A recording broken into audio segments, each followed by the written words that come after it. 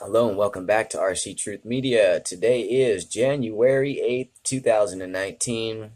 Good news for the day is, get ready for it.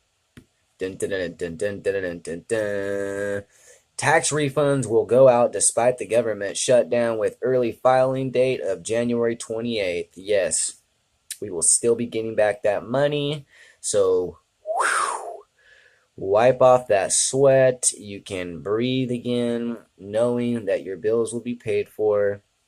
You can go along and everything is going to be just fine. Or is it? Okay, because there is still, the government still is shut down. There is still a lot of stuff that is uncertain. Okay, what is going to be uncertain for you and me? PG&E could go up dramatically this year. They are going to be responsible for the Paradise fires, for all the surrounding areas in LA, all the fires throughout California that burned down many people's houses and towns were completely devastated through this. PG&E is going to have to pay for all that. They're getting sued.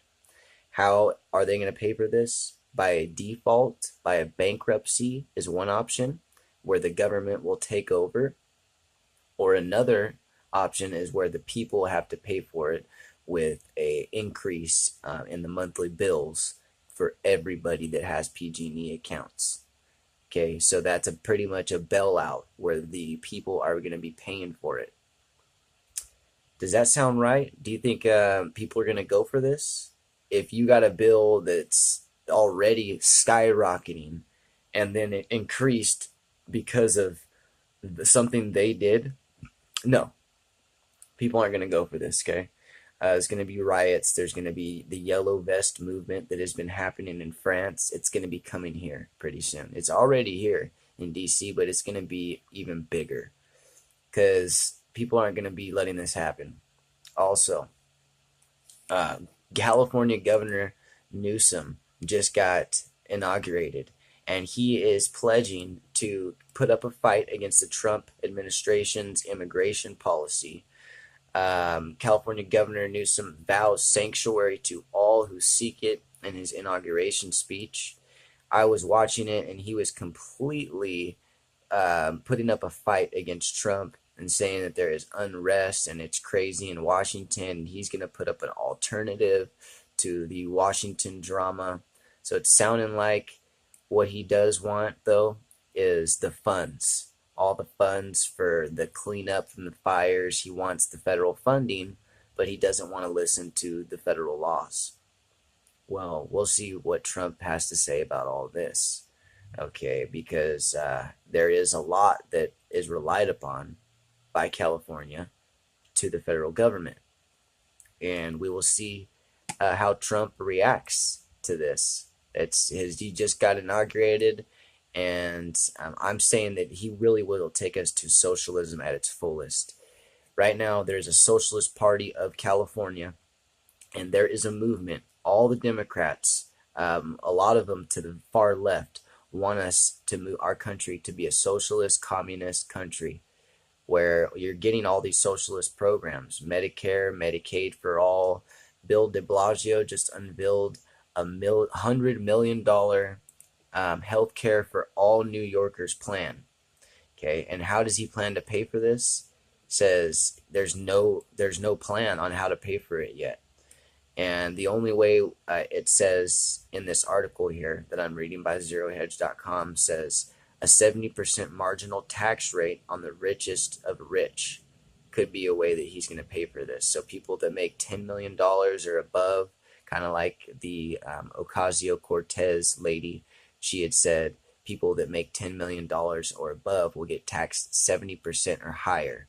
Okay, so that out of that 10 million, 7 million would go to the government, and they would only get 3 million of it. Wow, right? Talk about completely stealing. That's what they're doing, is stealing your wealth, so that we to defeat poverty. That's what they're doing.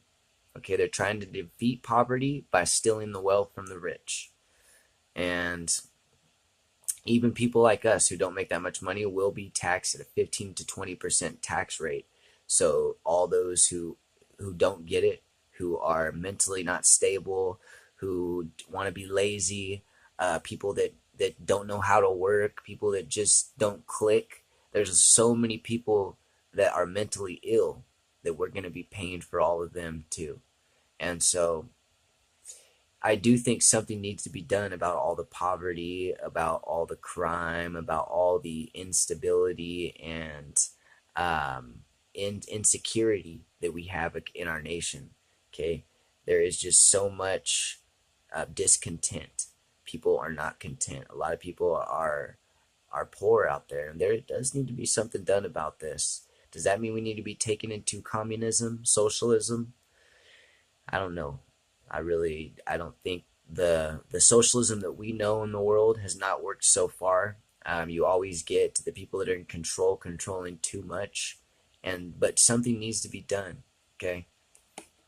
There is one article that's come out on Zero Hedge. It says the establishment's dystopian view.